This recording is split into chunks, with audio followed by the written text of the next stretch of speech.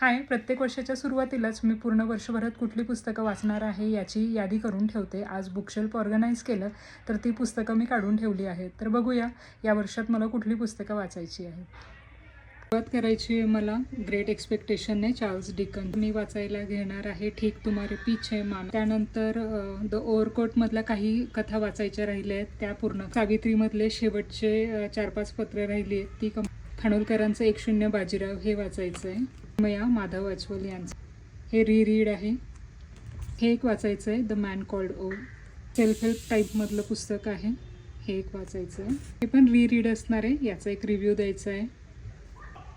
ही एक सिरीज इंस्टाग्रामवर बऱ्यापैकी लोकांनी सजेस्ट केली आहे. बिझार वाटते मला तर थोडं वाचल्यावर, पण बघूया.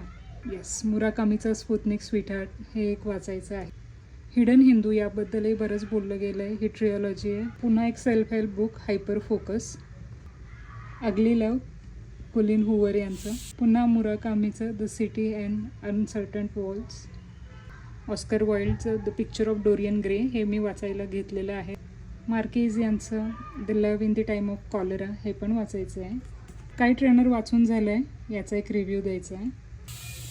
प्रणव सखदेव यांचं दिमित्री रियाज केळकरची गोष्ट हे एक वाचायचं.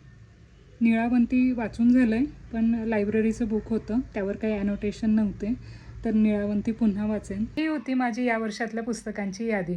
तुम्ही तुमची अशी यादी बनवली आहे का? बनवली असेल तर नक्की माझ्यासोबत शेअर करा. मला कमेंट करून सांगा की कुठली पुस्तकं तुम्ही वाचणार आहात. थँक्यू.